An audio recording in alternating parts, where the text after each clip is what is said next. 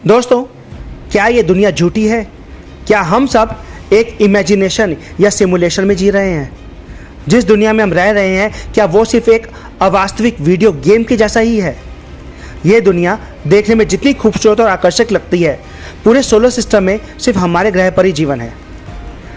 13 अरब प्रकाश वर्ष जितने बड़े ब्रह्मांड में सिर्फ पृथ्वी पर ही हम इंसान बस पाए हैं। हालांकि हम लगातार दूसरे घर के रूप में कई ग्रहों और सौरमंडलों यानी सोलर सिस्टम्स को ढूंढ रहे हैं, परंतु अब तक उसमें हमें सफलता नहीं मिली है। इसलिए आज हम हमारे इस पृथ्वी के में बसी दुनिया के बारे में ही कुछ चर्चा करेंगे। ये चर्चा कुछ ऐसी होगी कि शायद ही कोई इसके बारे में इस तरीके की बातों को सोच पाया होगा। इंसानों की बात करें तो हम लोगों में से ज़्यादातर लोग आंखों देखी बातों को ही सच मानते हैं। जब तक खुद की आंखों से देखकर किसी बात को सही तरीके से सुनिश्चित नहीं करते, तब तक उस पर विश्वास कर पाना कई लोगों के लिए काफ़ी कठिन होता है। यही वजह है कि बाजार में वही चीज़ बिकती है जो अच्छी दिखती है। खैर, हम लोगों को ये दुनिया काफ़ी ज़्यादा वास्तव और वास्तविक और सच लगती है, क्योंकि हमारी आंखों ने इस दुनिया को सच मान लिया है। इसलिए हमें ये दुनिया काफ़ी ज़्यादा सच्ची और असल लगती है। परंतु अगर मैं कहूँ कि ये दुनिया वास्तव में अनरियल हो सकती है या वास्तविक हो सकती है, तो क्या आप मेरी बातों पर यकीन कर पाएंगे? क्या कोई अनजान शक्ति हमें कठपुतली की तरह नचा रही है, या हमें उसकी तरह चला रही है, या हम किसी सिमुलेशन में जी रहे हैं? हम हमारे जीवन में कई प्रकार की घटनाओं को हमारे साथ घटित होते हुए देखते हैं। हमारे आसपास मौजूद हर एक इंसान, जानवर और वस्तु के साथ नियमित रूप से कुछ ना कुछ घटित हो रहा होता है, और हम सिर्फ देखकर उन घटनाओं को फील कर पाते हैं, महसूस कर पाते हैं। इन सभी गतिविधियों को हमारा दिमाग वास्तव और सच मान लेता है। परंतु कभी आपने सोचा है कि ये जितनी भी घटनाएं इस दुनिया में हो रही हैं, इन सभी को कोई अनजान और ताकतवर चीज़ कंट्रोल कर रही है? ऐसा भी तो हो सकता है कि अगर हमसे भी कोई एडवांस सिविलाइजेशन किसी बहुत ही बड़े कंप्यूटर के माध्यम से इस पूरे ब्रह्मांड यानी कि यूनिवर्स को ही अपने नियंत्रण में रखकर उसे चला रही हो, तो हम जितनी भी चीज़ों को महसूस कर रहे हैं, ये सभी शायद एक धोखा भी हो सकती है। इस तरह की बातों का जिक्र सबसे पहले साल 2003 में द सिमुलेशन हाइपोथेसिस के अंदर किया गया था। परंतु सवाल उठता है कि क्या ये बात वाकई में सच है भी या नहीं। खैर, चलिए हम कुछ बातों को मानकर चलते हैं कि आज से कई सालों बाद हमने काफ़ी शक्तिशाली और बड़े बड़े यानी कि पृथ्वी से भी जितने बड़े आकार के कंप्यूटर बना लिए, जो कि पूरे यूनिवर्स को, पूरे ब्रह्मांड को फिर से अपने ढंग में बना सकते हैं। तो उसके अंदर हम लोग अपने मनचाहा कुछ भी कर पाएंगे? हम उस ब्रह्मांड के फिजिकल या केमिकल या बायोलॉजिकल सिस्टम में हम एक मूलभूत नियमों को बदलने में क्या सक्षम हो पाएंगे? अब हम हमारे द्वारा बनाई गई काल्पनिक दुनिया में बसने वाले जीवों के बारे में बात करते हैं। इस दुनिया में अगर हम चेतना को ही असल चेतना मानेंगे, जो कि हम महसूस कर रहे हैं, तो काल्पनिक दुनिया में बसे जीव भी वही महसूस करेंगे जो अब हम कर रहे हैं। कंप्यूटर के अंदर की दुनिया और उससे बाहर की दुनिया में इस तरह से एक कनेक्शन बन जाएगा। जब हमारे वंशज यानी कि हमारे पूर्वज इस तरीके के तकनीक को विकसित कर लेंगे, तब नज़ारा सच में देखने लायक होगा। तो आखिर ये हाइपोथेसिस काम कैसे करता है?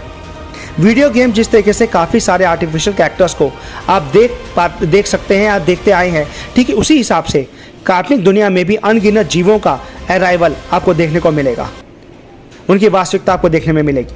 खैर, एक समय ऐसा भी आएगा जब कंप्यूटर के अंदर बसने वाले लोगों की संख्या वास्तव में दुनिया में रहने वाले लोगों की संख्या से काफ़ी ज़्यादा बढ़ जाएगी। अब हमारे वंशजों के पास 3 विकल्प बचेंगे। पहला तो ये कि हमारे वंशज और ब्रह्मांड को सही तरीके से सिमुलेट ही नहीं कर पाएंगे, और दूसरा ये कि हमारे वंशजों के पास यूनिवर्स को सिमुलेट करने की टेक्निक तो होगी, परंतु वो अब और सिमुलेट नहीं करना चाहेंगे। और आखिर में तीसरा ये कि आप जैसे सभी वास्तविक चेतना वाले लोग इस काल्पनिक दुनिया में कब हिस्सा बन चुके होंगे, ये आपको खुद पता नहीं लग पाएगा। तो आखिर वैज्ञानिकों का इस बात पर कहना क्या है? पूरी मानव सभ्यता में हाइपोथेसिस सबसे ज़्यादा सोची गई वो पुरानी बातों में से एक है। ये एक हिसाब से हमारी प्रकृति के अस्तित्व पर ही सवाल उठाने जैसा है।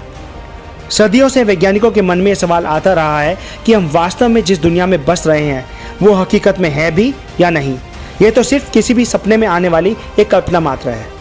हालांकि इस बात को खंडन करने के लिए ऊपर दिए गए 3 विकल्पों में से किसी भी विकल्प को चुनकर आप इसे खंडित कर सकते हैं। हमें लग सकता है कि क्या हम सिमुलेशन के अंदर तो नहीं हैं? आप ये कह सकते हैं कि हमारे पास कभी इतना ताकतवर कंप्यूटर्स आएगा ही नहीं, या आप ये भी कह सकते हैं कि कोई एलियन सिविलाइजेशन भला क्यों चेतना को ही सिमुलेट करने की कोशिश करेगी।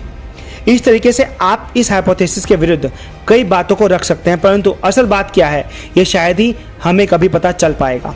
वैसे इस हाइपोथेसिस को सच बनाने के लिए एक बात जरूर सामने आती है, और वो बात यह है कि कंप्यूटर सिमुलेशन में काफ़ी तेज़ी से काल्पनिक जीवों की संख्या वास्तविक जीवों की संख्या की तुलना में काफ़ी ज़्यादा बढ़ जाती है। उदाहरण के स्वरूप हर 1 अरब वास्तविक जीवों की संख्या की तुलना में 99 अरब काल्पनिक जीव कंप्यूटर सिमुलेशन में बनकर सामने आ सकते हैं।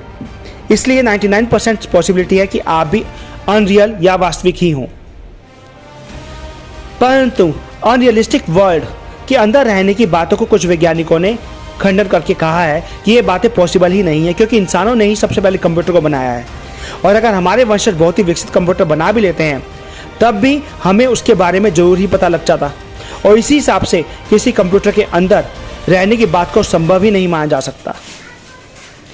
हम नहीं जानते कि हमारे वंशज आगे चलकर कितने अनरियल जीव कंप्यूटर सिमुलेशन के द्वारा बनाएंगे, परंतु इतना तो तय है कि हम उन नॉन रियल ऑर्गेनिज्म की संख्या को देखकर अपने वजूद ही असलियत को नहीं बता सकते, क्योंकि हमारे वंशज हम में से ही तो आएंगे और उनके बारे में हमें कैसे कुछ नहीं पता होगा।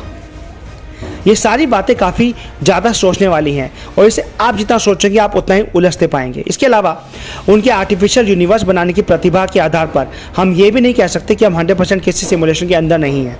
हालांकि हम हमारे अतीत को परख कर शायद इसके बारे में कुछ जान पाएंगे। हमें देखना होगा कि अतीत में हम ऐसे बचते थे जिनके पास कंप्यूटर सिमुलेशन की टेक्निक थी, या हमें एलियंस के अस्तित्व के बारे में भी चर्चा करनी पड़ेगी और देखना होगा कि क्या उन्होंने ही हमें बनाया है। तो दोस्तों अगली वीडियो में फिर मिलते हैं कुछ और इंटरेस्टिंग फैक्ट के साथ। अगर आपको वीडियो पसंद आए तो लाइक शेयर सब्सक्राइब जरूर करें। Thank you.